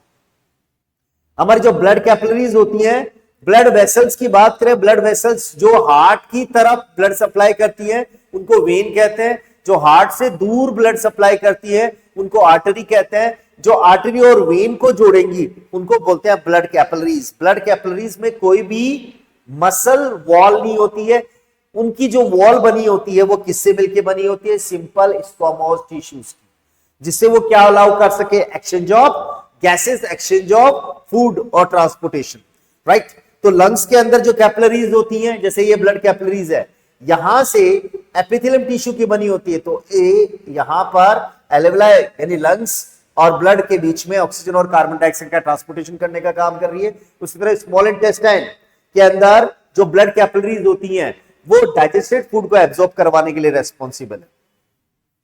यदि उन सेल का शेप क्यूब शेप जैसा है तो उन्हें क्यूबॉइडल कहते हैं, और ये इस तरह से पाई जाती है, ठीक है। यहां पे देखिए बेटा, स्क्वामोस टिश्यूज के अंदर ये बिल्कुल पतली सेल्स है, इतनी पतली कि इनका न्यूक्लियस भी पतला ही रहेगा। यदि क्यूब शेप है तो इनका शेप क्यूबॉइडल शेप हो गया। क्यूबॉइडल शेप होने की वजह से न्यूक्लियस बिल्कुल सेंटर में रहने वाला है। तीसरा स्ट्रक्चर है इनका कॉलमनर शेप, कॉलम जैसा, पिलर जैसा। ये पिलर जैसा शेप यहां पे है, ये पिलर लंबाई में बहुत लंबी है ये, इस वजह से इनका न्यूक्लियस बेस में होता है, बिल्कुल सेंटर में नहीं, बेस में, ठीक है। उन्हें कॉलमनर सेल्स कहते हैं, ये columnar sales. But in columnar sales का लास्ट एंड यदि सीलिया से बना हो तो उसको बोलते हैं chelated columnar sales, chelated columnar epithelium, ठीक है। तो ये कहां हो सकती है? सिंपल कॉलमनर, ये टॉल पिलर लाइक सेल्स हैं, इनका ओवल न्यूक्लियस है जो बेस में होता है बिल्कुल नीचे की तरफ। जो हमारे इंटेस्टाइन की जो इनर लाइनिंग है वो इन्हीं की बनी होती है, ठीक है। न्यूट्रिएंट्स का एब्जॉर्प्शन करना और म्यूकस सिक्रेट करना, ये सिंपल कॉलमनर टिश्यूज का काम होता है, ठीक है। तो यहां पर देखिए आप, ये भी सिंगल लेयर है, ये भी सिंगल लेयर है, ये भी सिंगल लेयर है, ये भी सिंगल लेयर है। इसका मतलब सबकी सब कैसी तरह की एपिथेलियम है? These all are simple epithelial cells. So simple epithelial cells are composed of single layer of cells. As per their shapes are present. वो हो सकता थिन तो उसको बोलते हैं स्क्वामोस, यदि वो क्यूब शेप की है तो उसको बोलेंगे क्यूबॉइडल, यदि वो पिलर शेप की है तो उसको बोलते हैं कॉलमनर, और उनपे सीलिया मौजूद है तो इस तरह को हम बोलेंगे सिलिएटेड, ठीक है। तो इस तरह की ये यहां पर ये चीज हम टर्म्स कर सकते हैं। नेक्स्ट बात करें बेटा, the second type stratified epithelium. Basically अभी हमने बात करी थी सिंगल लेयर, बट ये मोर देन वन लेयर्स है। जो मोर देन वन लेयर्स है, एक्चुअली ये मोर देन वन लेयर्स होंगी तो किससे बनी होती है? एक से ज्यादा लेयर, तो मेड अप ऑफ 2 और more layer cells, these are called stratified epithelium. इनमें हमारी स्किन का जो आउटर मोस्ट लेयर है, स्किन में दो तरह की लेयर होती है, एपिडर्मिस एंड एंडोडर्मिस। जो एपिडर्मिस होती है वो आउटर मोस्ट लेयर है, उसमें 4 लेयर्स होती हैं, और वो 4 लेयर्स स्ट्रेटिफाइड एपिथेलियम का काम है। और बेसिकली वो क्या वर्क करेगी? प्रोटेक्शन प्रोवाइड करेगी, दिस स्टॉप द इंफेक्शंस और entry of different kind of unwanted microorganisms और the pathogenic agents. Pathogenic agent का मतलब जो बीमारी फैलाते हैं उन जर्म्स को हम पैथोजेनिक एजेंट कहते हैं। वायरस हो सकता है, बैक्टीरिया हो सकता है, इस तरह से। अब हम बात करें नेक्स्ट और लास्ट, ग्लैंडुलर एपिथेलियम। ग्लैंडुलर से नाम से पता चल रहा है ये ग्लैंड्स है, और ग्लैंड्स किसी न किसी तरह का सिक्रेशंस बनाती है। ये ग्लैंडुलर एपिथेलियम किसी तरह का सिक्रेशंस बना रही है। वो सिक्रेशंस दो टाइप का हो सकता है, उसी हिसाब से ग्लैंड दो टाइप की होगी, एक्सोक्राइन और एंडोक्राइन। एंडोक्राइन वो होती है जो एक्सक्लूसिवली क्या सिक्रेट करती है, हॉर्मोन्स। तो हॉर्मोन्स रिलीज करने वाली ग्लैंड्स को एंडोक्राइन ग्लैंड्स कहते हैं। और एंडोक्राइन ग्लैंड्स इसलिए एंडोक्राइन है क्योंकि उनमें किस टाइप की एपिथेलियम है, ग्लैंडुलर एपिथेलियम। एक्सोक्राइन ग्लैंड्स वो होती है जो क्या क्या सीरीज करती है, जाओ कुछ सिक्रेशन करती है बट हार्मोन सिक्रेट नहीं करेगी। तो क्या क्या करेगी, ये ऑयल सिक्रेट करती है, ये वैक्स सिक्रेट करती है, सलाइवा सिक्रेट करेगी, बाइल जूस सिक्रेट करेगी,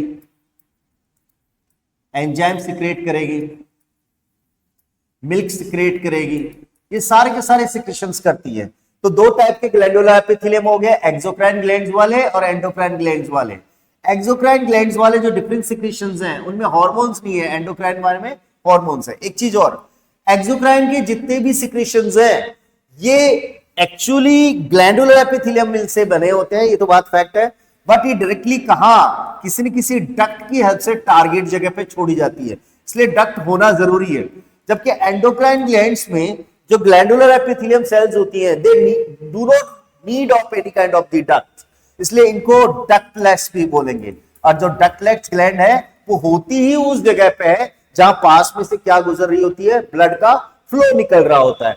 तो ग्लैंडुलर एपिथेलियम जो एंडोक्राइन ग्लैंड्स में होती हैं, जो हार्मोन सिक्रेट करती हैं, उनमें किसी तरह की डक्ट्स की हेल्प नहीं ली जाती, वो डायरेक्टली ब्लड फ्लो में ही हार्मोन रिलीज कर दिए जाते हैं।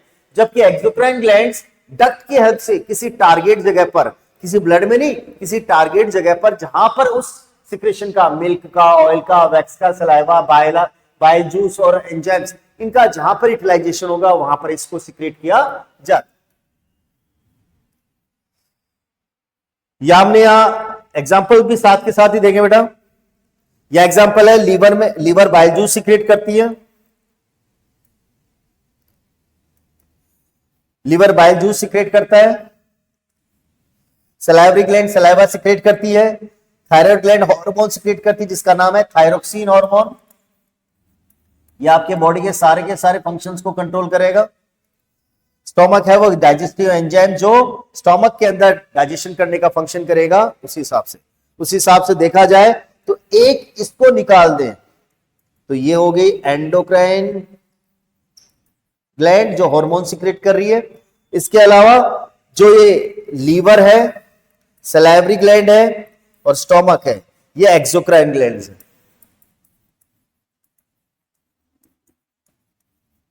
और connective tissue which connects and support the other tissue or these are called the connective tissues. Connective tissues की क्लासिफिकेशन की यहां पर बात करें, अपन क्लासिफिकेशन की बात करें तो यहां पर क्या क्या क्लासिफिकेशन हो सकते हैं। There are different 4 types of the connective tissue. एक जो प्रॉपर टिश्यूज है जिनमें एयर भरी होती है और फैट भरी होती है उन्हें कनेक्टिव टिश्यू प्रॉपर कहते हैं। सेकेंड नंबर जो बॉडी में सपोर्ट देने का काम करते हैं, ये जनरली हार्ड होते हैं, जैसे कार्टिलेज फ्लेक्सिबल है और बोन वेरी हार्ड है। डेंस कनेक्टिव टिश्यूज, इनके अंदर जो भरा हुआ मैट्रिक्स होता है, फ्लूइड होता है, वो थोड़ा सा गाढ़ा होता है। टेंडेंस वो है जो मसल्स को बोन से जोड़ती हैं। लिगामेंट्स वो होती है जो बोन को बोन से कनेक्ट करके रखती हैं। फ्लूइड कनेक्टिव टिश्यूज के अंदर 70 to 80% है वो ये लिक्विड कनेक्टिव टिश्यूज है। जैसे ब्लड में होती है RBC red blood cells, WBC white blood cells, platelets flat sales, और इनके अलावा जो मटेरियल होता है उसको बोलते हैं प्लाज्मा फ्लूइड। लिम्फ क्या होता है, स्पेशल टाइप की डब्ल्यूबीसी और कलरलेस प्लाज्मा से मिलकर बना होता है, तो ये कलरलेस फॉर्म हो गया लिम्फ। तो इस तरह से आपकी बॉडी के अंदर एक कनेक्टिव टिश्यूज हैं, रिस्पेक्टिव एक के बारे में स्टडी कर ले अपन। सबसे पहले बात करें अपन प्रॉपर कनेक्टिव टिश्यू। इसका जो मैट्रिक्स होता है, हर एक पर्टिकुलर कनेक्टिव टिश्यूज के अंदर सस्पेंडेड सेल्स होती हैं और सस्पेंडेड सेल्स को फ्लो या उनमें केमिकल कोऑर्डिनेशन करने के लिए खास तरह का मैट्रिक्स पाया जाता है। तो मैट्रिक्स कैसा है उसके अकॉर्डिंग यहां पर हम क्लासिफिकेशन कर सकते हैं। यदि वो मैट्रिक्स लूज है तो उसको हम बोलेंगे कनेक्टिव टिश्यू प्रॉपर। यदि उनमें एयर भरा है तो उसे एरियोलर टिश्यू कहेंगे, जिसे ब्लड वेसल्स के आसपास में होंगी, बोन मैरो के आसपास में होंगी और रिपेयर और डैमेज टिश्यूज के आसपास होंगी। मेनली यहां पर एयर से भरे हुए टिश्यूज है जो सस्पेंशन देने का काम कर रहे हैं। एडिपोज टिश्यूज, एडिपोज टिश्यूज है वो फैट को स्टोर करती है और बॉडी में एक इंसुलेटर लेयर प्रोवाइड करती है जिससे बॉडी के अंदर एक थर्मो जैकेट बनी रहती है। तो ये first type of connective tissues आपकी बॉडी के अंदर। Second types of connective tissues, they are actually called the connective tissues, जिनमें से अब हम बात करें कनेक्टिव टिश्यू कौन से टाइप के हैं। The second type of the connective tissues जो बॉडी में सपोर्ट प्रोवाइड करने का काम करेंगे। इनके अंदर जो मैट्रिक्स है वो हार्ड होता है, इसलिए इनको हार्ड टिश्यूज के नाम से जानते हैं। बोन आपकी बॉडी में स्ट्रक्चर और फ्रेमवर्क बनाने का काम करेगी। एक्चुअली ये कैल्शियम और फॉस्फोसल्फर कंपाउंड से मिलकर बने होते हैं। आपने देखा होगा कि आपकी बॉडी के अंदर इन सभी केमिकल्स को बनाने के लिए विटामिन डी जरूरी होता है। विटामिन डी आपकी बॉडी में एक कलेक्शन रिएक्शन प्रोवाइड करता है। जो आप डाइट खा रहे हो उसमें कैल्शियम और फॉस्फेट होने की कंडीशन के अंदर आपकी बॉडी के अंदर ये बोन्स की हेल्थ को मेंटेन करने का काम करती है। सेकंड नंबर है कार्टिलेज, फ्लेक्सिबल होती है और ये जॉइंट्स के लास्ट बॉर्डर्स बनाती है। जैसे हम यहां स्केलेटन देख सकते हैं, आपका ये जो नी वाला हिस्सा है, उस नी वाले हिस्से में जो बोन, यहां जो बोन होती है, उस बोन का जो ये वाला हिस्सा है लास्ट एंड, वो बिल्कुल कैसा होना चाहिए, चिकना होना चाहिए। तो चिकना होने के लिए बेसिकली क्या होना चाहिए, कार्टिलेज होना चाहिए। ये फ्लेक्सिबल टिश्यू है, ये खास तरह की सेल्स हैं, ये प्रोटेक्शन और प्रोटीन शुगर से मिलकर बनी होती है। प्रोटीन होती है स्पेशली, या कार्टिलेज के अंदर जो प्रोटीन होती है उस प्रोटीन का नाम है कॉन्ड्रीन प्रोटीन। कॉन्ड्रीन कौन सी प्रोटीन है, कॉन्ड्रीन प्रोटीन। तो कॉन्ड्रीन प्रोटीन बाय नेचर कैसी होती है, फ्लेक्सिबल होती है।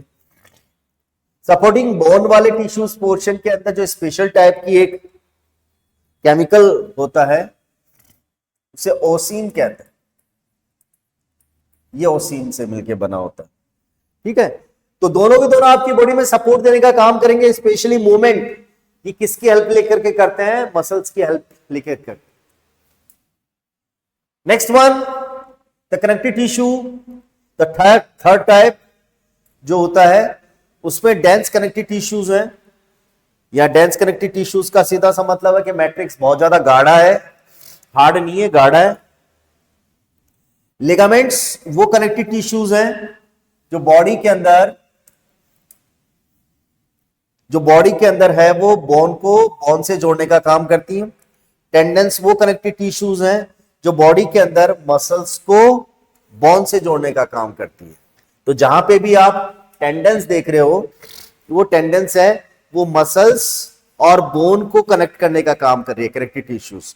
जबकि लिगामेंट्स की बात करें तो लिगामेंट्स बोन के डिफरेंट टू पार्ट्स को कनेक्ट करने का काम करेंगी। तो एक तरह से ये भी क्या हो गई, एक डेंस कनेक्टिव टिश्यूज है। आपकी बॉडी के अंदर ये कनेक्टिव टिश्यूज आपको मूवमेंट करवाने में सपोर्टिंग होती है। उसके बाद नेक्स्ट बात करें अपन, this is coming the dense connective tissues. This is not a dense connective tissues. This actually called the liquefied connective tissues. ये liquefied connective tissues है। इस liquefied connective tissues के अंदर यहां पर क्लियर करें इसको liquid connective tissue, liquid connective tissue या fluid connective tissue।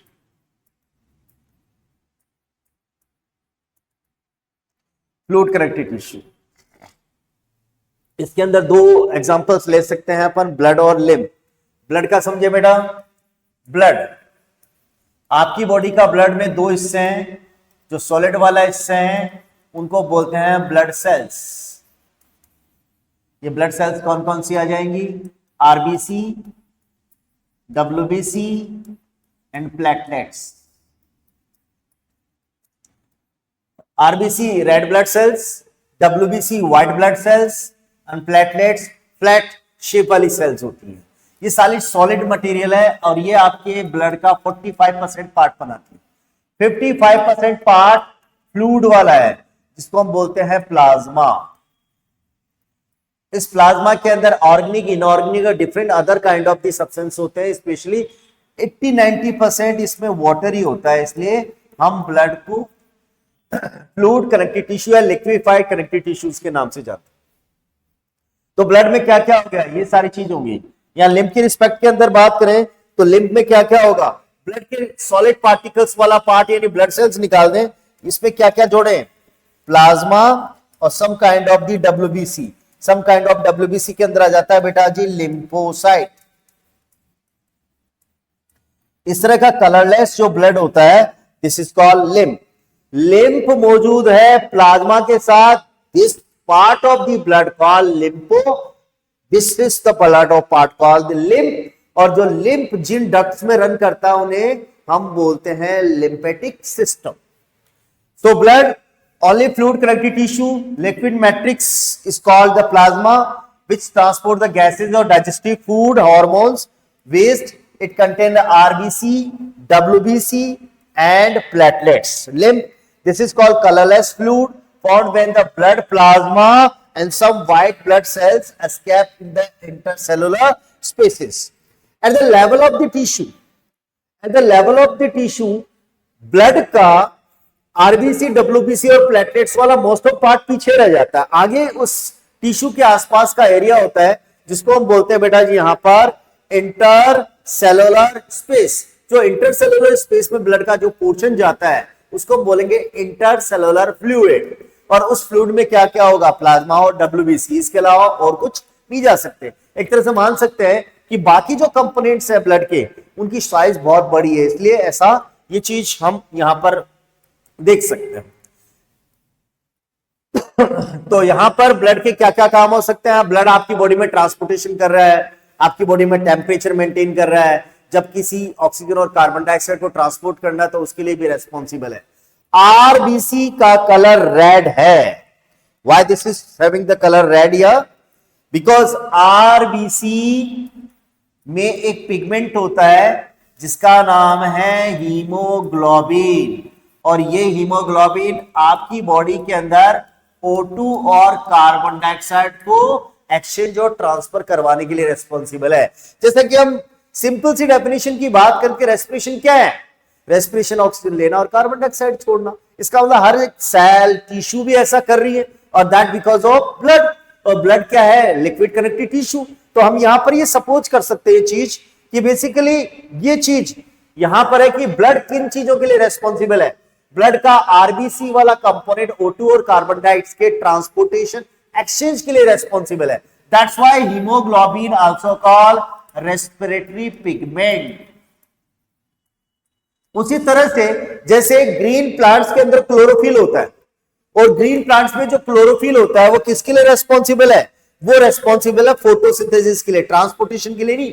But human beings में स्पेशली हम बात करें कोडेटा, ये कोडेटा एनिमल्स की वो कैटेगरी है जिनमें बैकबोन होता है। जिनमें बैकबोन होती है उन्हें कोडेटा कहते हैं, जिनमें नहीं होती है उन्हें नॉन कोडेटा कहते हैं।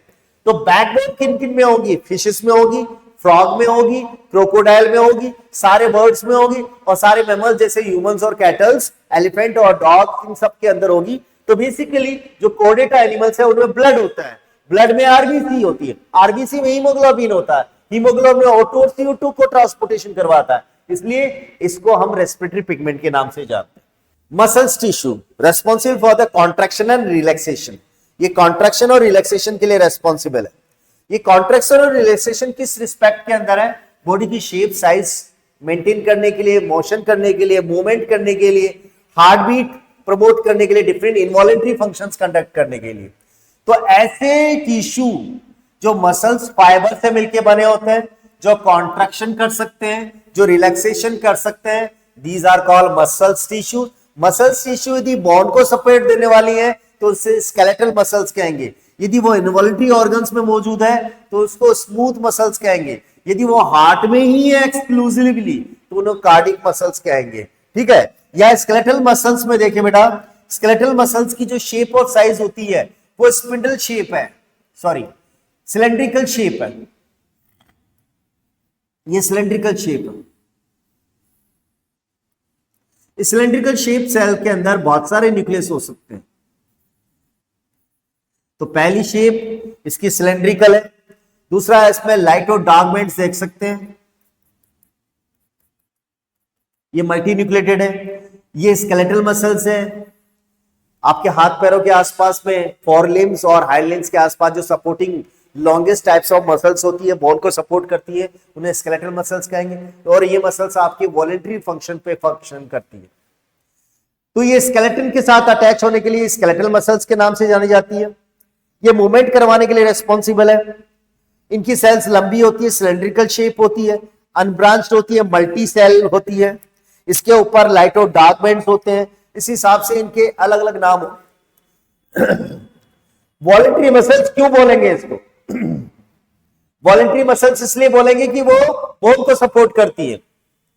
ये सिलेंड्रिकल शेप क्यों है? कि इनकी शेप सिलेंड्रिकल है, मल्टी न्यूक्लिएटेड है, स्टार्टेड इन लाइट और डार्क बैंड्स है, इसलिए इनको स्टार्टेड मसल्स के नाम से जानते हैं। अब बात करें अपन स्मूथ मसल्स। स्मूथ मसल्स वो स्पिंडल शेप है, ये स्पिंडल शेप ऐसे होता है। स्पिंडल शेप अलग अलग है। एक स्पिंडल शेप सेल के अंदर एक ही न्यूक्लियस है, ये स्मूथ होती है, इनके लाइट और डार्क एब्सेंट है, तो इनको नॉन स्टडेड मसल्स भी कह सकते हैं। ये इंटरनल ऑर्गन जो आपकी बॉडी में इनवॉलंटरी फंक्शन करते हैं, जैसे स्टोमक के फंक्शन को हम कंट्रोल नहीं कर सकते, इंटेस्टाइन के फंक्शंस को भी हम डिजायर के अकॉर्डिंग कंट्रोल नहीं कर सकते, इसलिए इन ऑर्गन्स को इनवॉलंटरी ऑर्गन्स कहते हैं। तो इनवॉलंटरी ऑर्गन्स के अंदर जितनी भी मसल्स होती है वो स्मूथ मसल्स हैं।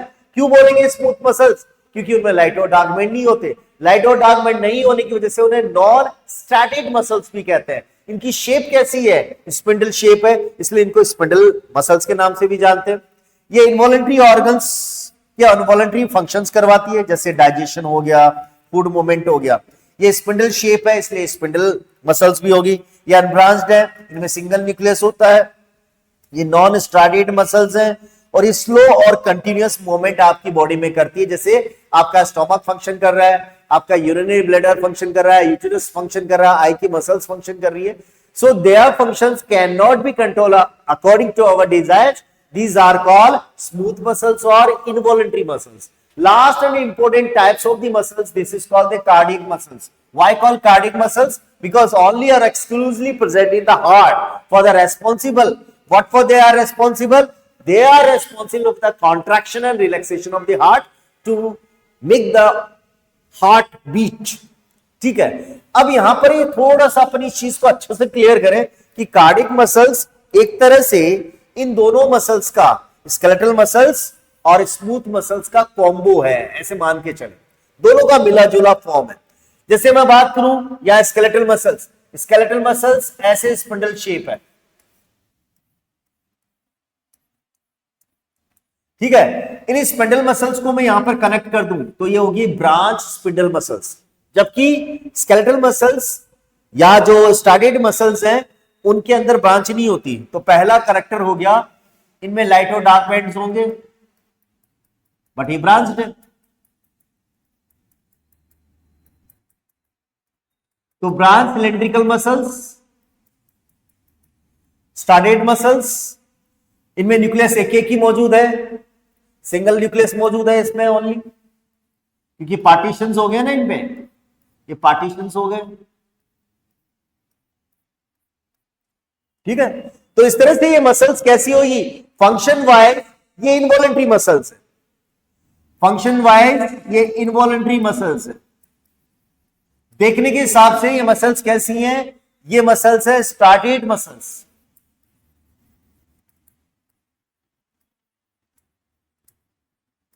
शेप वाइज कैसी है? ये सिलेंड्रिकल शेप। न्यूक्लियस कैसी है? ये यूनी न्यूक्लिएटेड। तो इन स्केलेटल मसल्स और स्मूथ मसल्स का कॉम्बो फॉर्म हो गया, जो किसमें? हार्ट में हो सकती है हार्ट बीट बनाने के लिए। तो only found in heart, these are nature wise involuntary through the work without fatigue. Fatigue कहते हैं किसी भी मसल्स के अंदर थकान होना।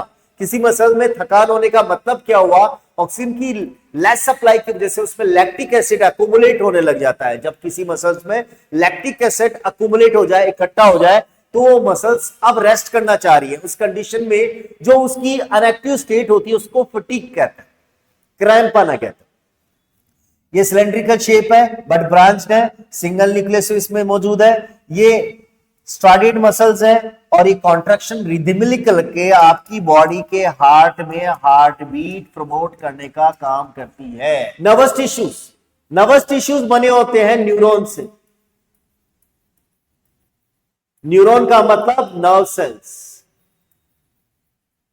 और नर्व सेल्स एक्सटर्नल एटमॉस्फेयर को इंटरनल एटमॉस्फेयर से कनेक्ट करने का काम करता है। बाहर कुछ हो रहा होता है, उसमें स्टिमुलस होती है, जैसे लाइट है, वाटर है, एयर है। इन सब का हमें नॉलेज कैसे पता चलेगा? हमारे ब्रेन को, हमारी आईज को, हमारे सेंस को, हमारे नोज को, हमारी टंग को, इनको कैसे पता चलेगा कि बाहर कुछ हो रहा है? तो वो किस वजह से हो रहा है?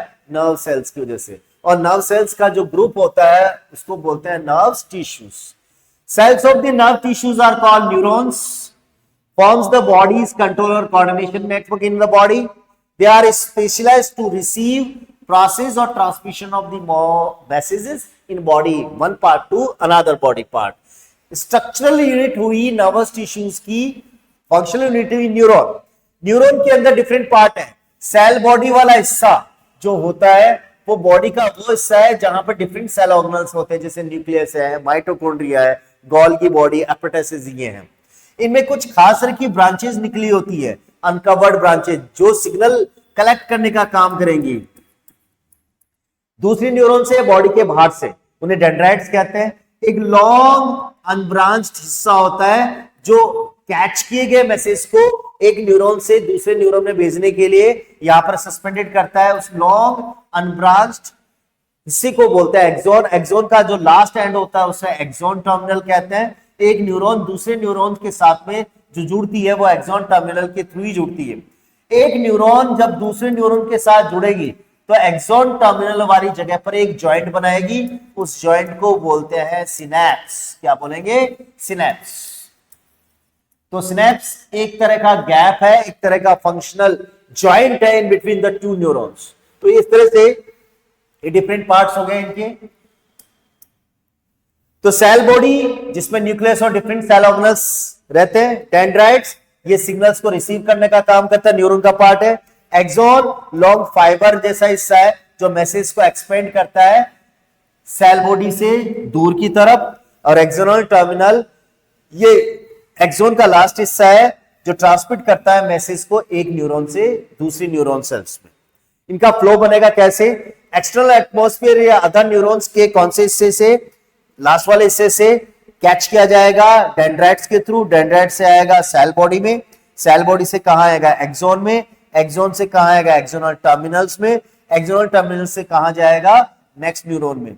यहां पर पहले वाले न्यूरॉन का एक्सॉन टर्मिनल और नेक्स्ट वाले न्यूरॉन का नेक्स्ट सेल्स, इनके बीच में जो गैप होता है, जंक्शन होता है, उसको बोलते हैं सिनैप्स।